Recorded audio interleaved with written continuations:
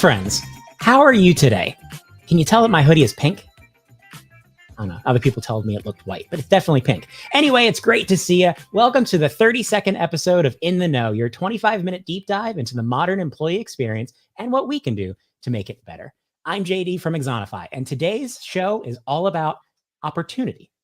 Now, raise your hand out there if you believe that every employee deserves a chance to get better at their jobs. I know I can't see you right now, but go ahead, raise your hand anyway. At your desk, at home, in the middle of a crowded Panera Bread, just raise your hand. Because it sounds like an obvious question, right? But we have to remember that just giving people access to the same sets of courses doesn't mean that everyone has a fair and equitable chance to learn. And according to new research from Boston Consulting Group, most organizations say that just 4 to 6% of people in their workforces have disabilities. However, a quarter of surveyed employees report having a disability or health condition that limits a major life activity. And in addition to that, up to 26% of workers struggle with inaccessible learning content, according to Jonathan Hassel's book, Inclusive Design for Organizations. That's 1/4 of the workforce that doesn't have a fair chance to build the skills that they need to foster new professional opportunities. And accessibility has been a topic that's long been shrouded in myth and mired in regulation. And there are too many organizations that think only about the legal risks associated and fail to recognize the very real benefits that come from fostering an accessible workplace. And unfortunately, that's why only 36% of companies have a top-down commitment to creating accessible digital experiences, according to Training Industry's 2021 Trends Report. So what can organizations do to make sure everyone means everyone when it comes to fostering opportunity? And what can you do to advocate for more accessible experiences in your own workplace? Well, today I'm pleased to welcome Diane Elkins, co-founder of Artisan E-Learning and founding member of Inspire Accessibility, to share practical steps we can all take to make accessible design a standard practice within every business. But before we welcome our ITK guest, I wanted to let you know about an awesome new resource that my Exonify team just dropped last week. It's called Everything You Need to Know About Frontline Enablement, and it's literally everything you need to know about enabling a frontline workforce. It's 35 pages packed with proven practices that you can use to foster a capable, confident frontline team. We dig into the entire frontline experience, everything from training practices and manager enablement to communication tips and campaign strategy. And there's even a quiz to help you figure out how enabled is your frontline today and where should you get started when it comes to improving your strategies. Because remember, no matter if you're in retail, hospitality, grocery, logistics, or finance, investing in your frontline is more than a nice to have. It's an absolute must for addressing the biggest challenges in today's workplace, including turnover, burnout, safety, and more. So grab your copy of the ultimate guide to frontline enablement at exonify.com. Now let's welcome our ITK guest, Diane Elkins. Diane is co-founder of Artisan E-Learning, a custom e-learning development company. She is co-author of the popular E-Learning Uncovered book series, as well as E-Learning Fundamentals, a practical guide from ATD Press. Diane has built a reputation as a national e-learning expert by speaking frequently at major industry events, which is where we often see one another, with Diane having the better luggage options than I potentially have. But her favorite topics include accessibility, instructional design, and articulate storyline. And Diane is also the chair of the Professional Development Advisory Council for the American Society of Association Executives and a founding member of Inspire Accessibility. Diane Elkins, you're in the know. Oh, thanks for having me, JD. Thanks so much for playing. I think we said before, this is the first time we've ever talked digitally. Yes. Usually guests I don't see all the time physically in person, and then only once in a while digitally. So this is a very different experience. Yes, it is. You pixelate well. Thank you so much. So let's dive into the topic of the day. So whenever you talk about accessibility in the workplace, a lot of people jump immediately to the regulatory side with conversations around standards like Section 508 and WACG, WCAG, as it were. But this conversation, as I mentioned, shouldn't just be about legal requirements or checking all of the boxes on a list. It should be about people and making sure everyone has a chance to do great work. So I'm wondering, how do you define accessibility from the perspective of the person that we're actually trying to help? So, JD, the law is the absolute minimum requirement, like the barest possible minimum. And if you think about society as a whole, if we only cared about what was legal and not what was right, we would have a horrible society. We cannot expect the law to dictate every aspect of how we can be kind and fair to each other. So, and the laws have not kept up. So Section 508 of the Workforce Rehabilitation Act is the only law in the US that's very, very explicit about digital accessibility. But at the same time, we've had ADA, and what does ADA say? Don't discriminate to people with a disability. Well, hello, if you can't take training, if you don't have the chance to get better at your job, is that not discrimination? So there's a lot of people who say, well, Section 508 is just for the federal government. I'm not the federal government. Yeah, but you have employees. And the law says don't discriminate against them. Help them be equally as successful. Give them just as much of a chance at success. And so I don't see how you can do that without making sure your training content is accessible as well. So the law, that's the floor. That's the minimum, not the goal. Absolutely. So as someone who's obviously passionate around this topic and speaks regularly within the industry and applies related principles within their work, how would you assess the current state of accessibility when it comes to these types of employee experiences? The good news is that accessibility is having a moment, and it's because of the DEI initiatives. 3 years ago, the world had a wake-up call that it desperately needed. And while many DEI efforts focus primarily on race, gender identity, age, all of those are very good things, ability needs to be a part of that conversation. Now, some people even say DEIA, diversity, equity, inclusion, and accessibility. I have no problem giving that an elevation, but it's not necessary because you can't have diversity if you don't include ability. You don't have equity if you don't include ability. You don't have inclusion if you don't include ability. And so I was just yesterday at ATD's Core 4 conference speaking on accessibility. 5 years ago, 8 years ago, I'd be like, oh, maybe I'll get 10 people. And the room was packed. People are starting to care. And it's awesome because for so many years, this was the thing that was whispered in the hallways. Like I went 10 years in my e-learning career without even knowing it was a thing, which, speaks to my privilege that I personally didn't need it. So it didn't exist to me.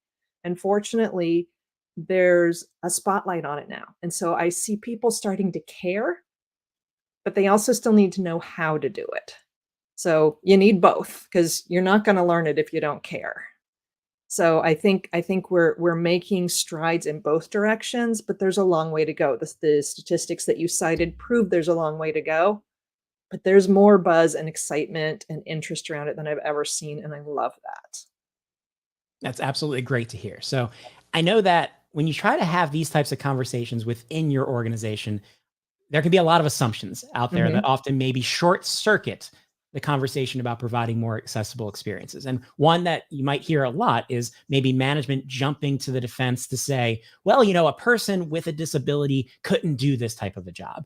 So I'm curious, how should we address these types of assumptions? Well, first of all, it's not my job to decide what somebody can and can't accomplish in their life. You want to ask what somebody, well, ask Helen Keller, what's possible. And so I shouldn't get to decide what somebody else can and can't do. Now, there are very extreme exceptions. We're working right now with a company in an association in the trades, and the task is welding. Well, if you're a welder, you're going to be able to see. It's a requirement for the job. The applicants go through vision screening. So, people have made this decision, not just, well, I can't imagine somebody, from my perspective, nobody could do this job. Well, unless you're a trained vocational rehabilitation specialist, you don't know. In fact, you wanna try it out there, JD? You wanna play this game a little bit? Let's give it a whirl. Okay, I'm going to ask you a couple of questions, okay? And you have, you wear glasses, but with your glasses, you have relatively good vision, correct? Sure. Okay, I'm going to show you a series of images. So let's take a look at the first one. Just tell me what it is. And anybody playing in, let us know in chat. What is that? JD, what do you think? That is bread.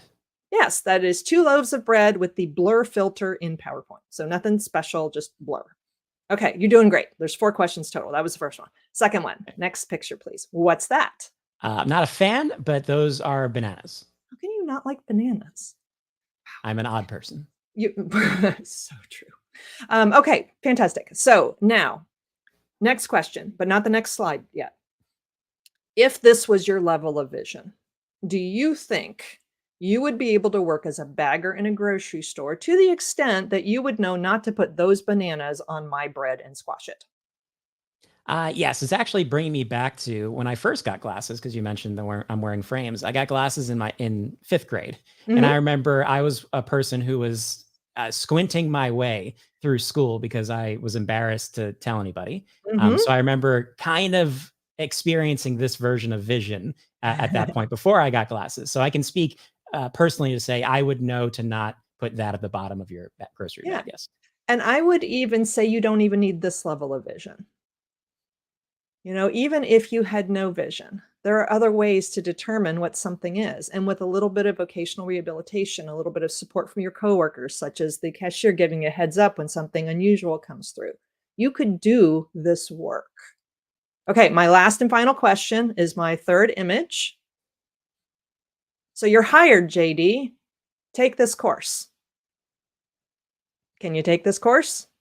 I cannot read the text on screen, so I can tell I'm probably answering yes and no, I think, to the questions Yeah. on screen. So I'm probably going to guess my way Yeah. clicking through the questions. Yeah, and you can maybe if you squint really hard, you might be able to figure out most of it and maybe using some common sense piece it together.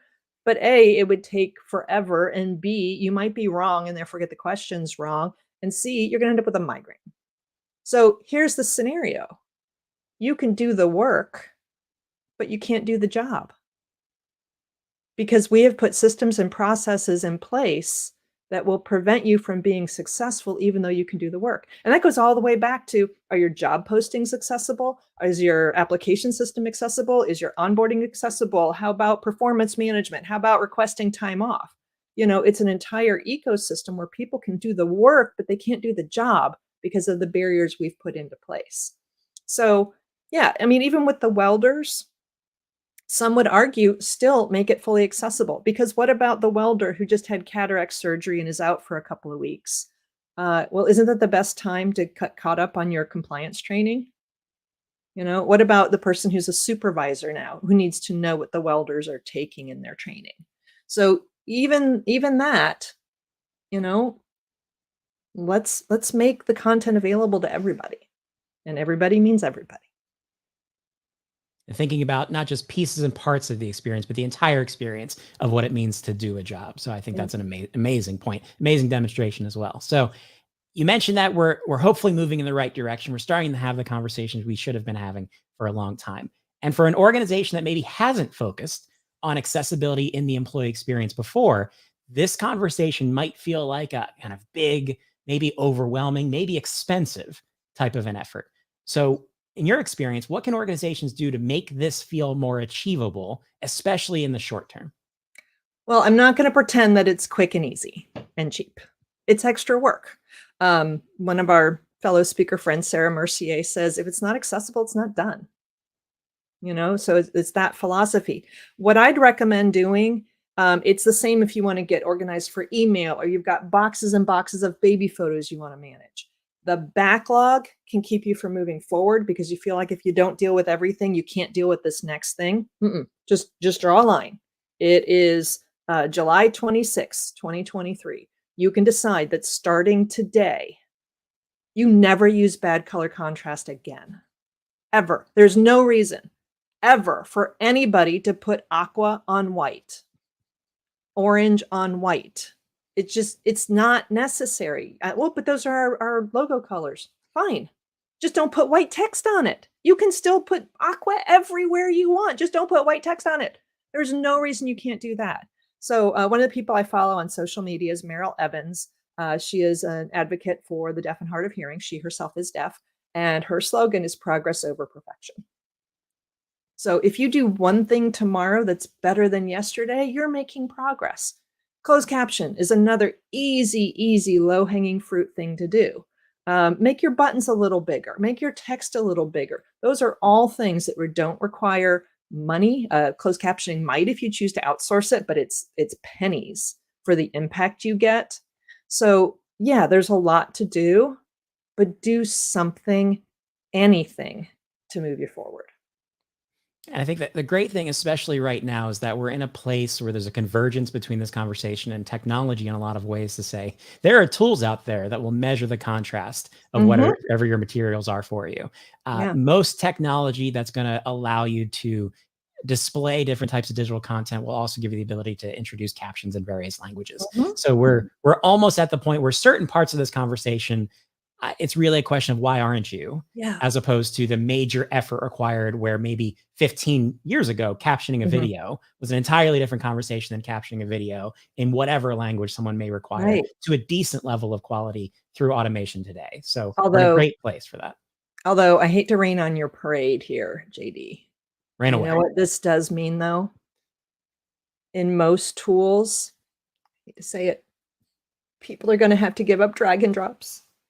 This pour one out for drag and drops. Like, I don't know how we can function as a society. I mean, when I think back to school, everything I've ever learned in life, how could I have learned all that I've learned without dragging and dropping things? That's a great t-shirt. Everything I learned in life was from dragging and dropping. Yes. Instructional designers would buy that. And if you want one of those t-shirts, go to the website. I need to And open a I marketplace for have the show. I've sat across the table from customers who were all in on accessibility until I mentioned no drag and drops, and they're like, "Nope." I'm like, "Really? That's the hill you're gonna die on?" But Diane, more importantly, can I still click to reveal? Yes, Okay. As you long as I can can. still spin You things in can. order to reveal what the information actually You should know say. what? Here's a little man behind the curtain moment. Drag and drops are glorified multiple choice questions. Very true. There's nothing you cannot accomplish instructionally in another form. So, And I would argue, and I think folks like Cami Bean might also support that dragging the answer into the correct basket does not help with the learning experience at all. If you just click the answer is B versus, oh no, I got to drag B into a basket, that's not the definition of engagement. no. Now I did work on a grocery bagger course early in my career, and we did have an activity where I did think the dragging helped. We had a Mhm, conveyor with things, and you had 3 bags, and there was bread in one, mhm. et cetera, and you had to drag the items to the correct bag, and that did fairly closely simulate the actual on-the-job activity. So Sure, there I thought it was valuable, but it wasn't necessary. There sure. are other ways to accomplish the same thing instructionally. So there, I Awesome. do think it added a little bit of value, but not to the point of excluding people. Great point. Like, that's Great a point. pretty high cost of, "Ooh, drag and drop is cool, great, and you don't get to get better at your job, and you don't get to get better at your job, and you don't get to get better at your job."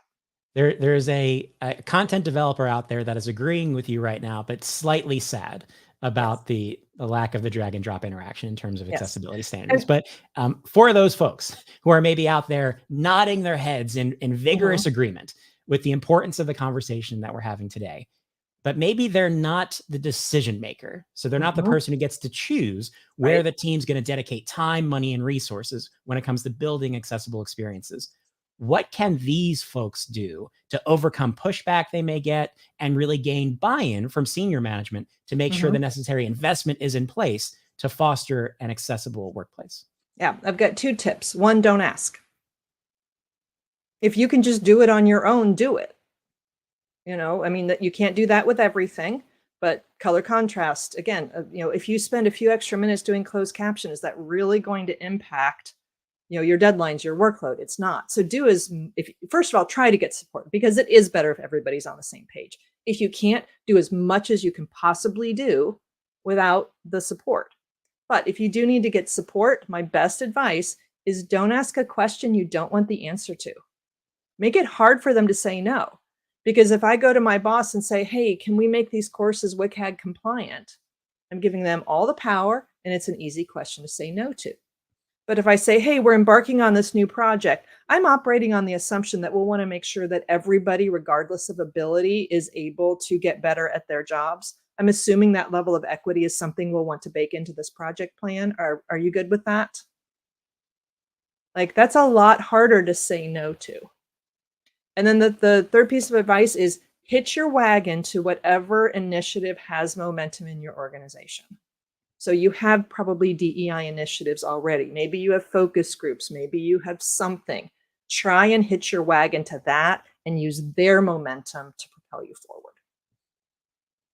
Great practical tips. I wonder, would you also suggest, is there an element to this of making sure that people understand the human impact of these decisions? So it's less about, again, checklists and regulations, and even the demonstration we went through a little bit earlier, that put context and experience around it. I had to imagine, what's it like to do this job, or maybe someone who's making this decision who hasn't experienced the impact may not feel it in the same way if we don't give them a human side to the story. Yeah, and it's challenging to give a human side to the story if you don't know about the people in your organization with disabilities. And that's another common piece of pushback. Well, we don't have anybody on our team with a disability. Yeah, you do. You do. Period. Full stop. You just don't know it. And no, but we don't know. Here I have this list of people who need accommodation. I don't have anybody on my list. Yeah, because people choose what to disclose about themselves, and people shouldn't have to choose between privacy and professional development. So if you can get that human element, fantastic. If you're in a larger organization, consider starting an employee resource group or a similar initiative where you have a group of people where you can talk to them about the impact of your choices. The other thing you can do is follow people on social media for who would be impacted by the decisions you make. Great, if you can find them in your organization, great. If not, find them on social media. If not, every university has an accessibility office. Go talk to people who use the technologies, who would be impacted by the choices you're making, and hear their stories. Some of the most impactful things that I've ever learned have been watching a person using a screen reader go through my course. Hearing about my friend Jessica, whose day was completely derailed because she failed a compliance course, e-learning course, had to go read the policy. The policy wasn't accessible, so she had to chase down the owner of the policy, get the document converted so she could read it with her screen reader, so she could go back the course, which, by the way, has now timed out, did not save her progress. She has to go through the whole thing again, all because someone didn't take the extra 15 minutes to make that. So is it hard? Some of it's hard, but we can do hard things. Very true. Very true. Now, the conversation around accessibility isn't just about your organization. The employee experience is also impacted by your partners. So technology providers, content developers, consultants, and plenty of more different types of players. So how do you make sure as an organization that the partners that you're working with align with your expectations when it comes to accessible experiences? Great. Well, I think having the WCAG guidelines as a standard in any contract proposal RFP is a good starting point. There are some people who will apply yes and still not know what they're doing. So I think it is helpful to have that as a part of your conversation. Show me some of the courses you've made that are accessible. Talk to me how you determine whether it's accessible. And then you also need to decide where you're going to divide any validation. So at Artisan, we have chosen, as of the beginning of last year, that it's an opt-out, not an opt-in for accessibility. Before it was, we would ask, you would tell us yes or no. Now it's accessible unless you argue it out. But then what we do need to talk to our clients about is, will you be testing as well? Or are you going to, so we test, because I'm not going to say it works on an iPad without testing it on an iPad. So I'm not going to say it works on a screen reader without testing it with a screen reader. But I also need to know if they have testing as well, because they need to align. Are they using a different screen reader or whatever? So you want to make sure that you align, and you need to clarify who's going to be validating it, whether that relies on your vendor to self-validate or whether you're going to be checking as well. And I recommend, if it's a new relationship, do a prototype. Because even though the WCAG guidelines spell out a lot of things, how they are interpreted in learning content is sometimes a little bit gray. The guidelines are written more for websites than for learning content. And so if you do a prototype first, then you can make sure you're all on the same page about some of the things that might have a little bit of wiggle room or a little bit of room for interpretation. Last question before I let you go. You recently dropped an announcement about a new accessibility initiative that you're part of. And I know it's still early days, but can you give us a bit of information about Inspire Accessibility and what you're hoping to achieve? Yeah, so Inspire Accessibility, I got a call one day from Todd Cummings at ELB Learning saying, I've got the bug. Can we do something big?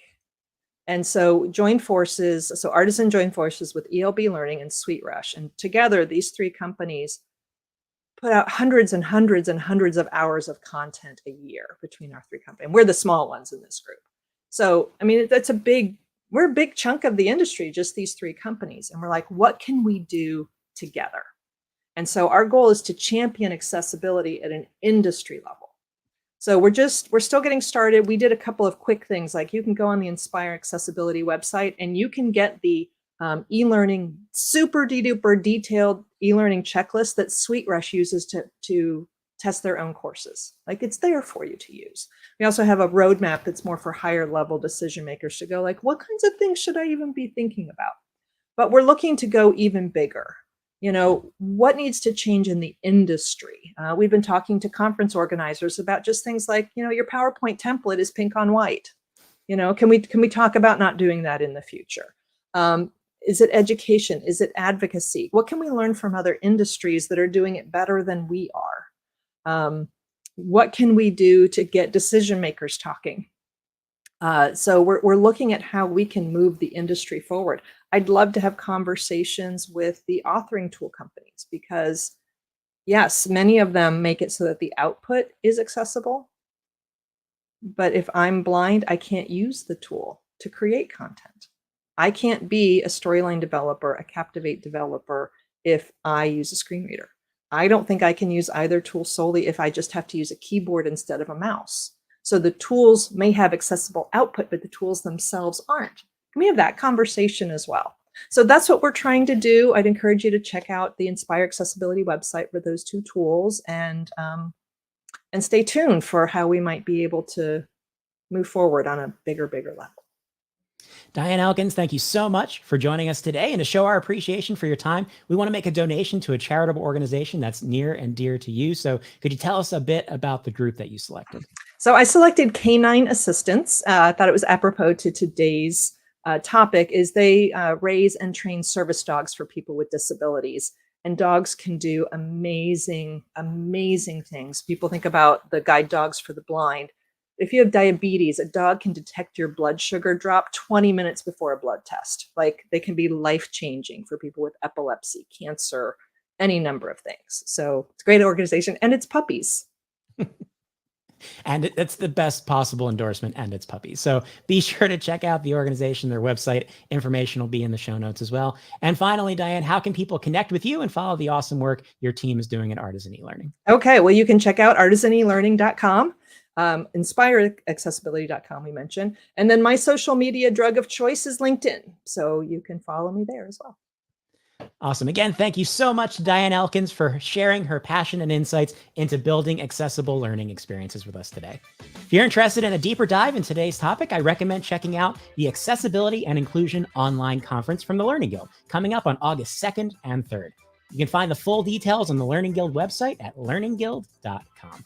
If you had a good time today, be sure to subscribe to ITK. Head over to exonify.com/ITK to sign up for show announcements and reminders.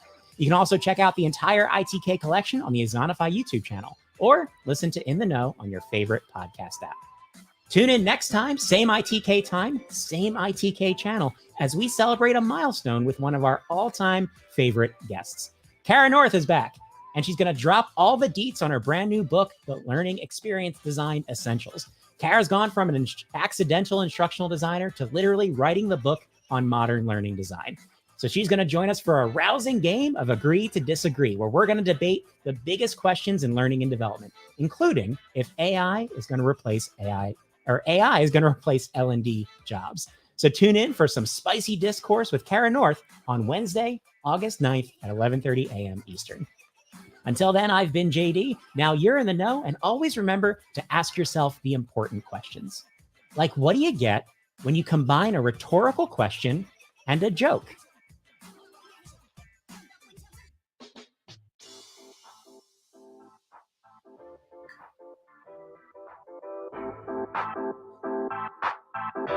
In the Know is produced by Sam True, visual design by Mark Anderson. Additional production support by Risha McCutcheon, Andrea Miller, Malia Bernard, and Megan Kay. The show is written and hosted by JD Dillon. ITK is an Exonify production. For more information on how Exonify helps frontline workers learn, connect, and get things done, visit exonify.com.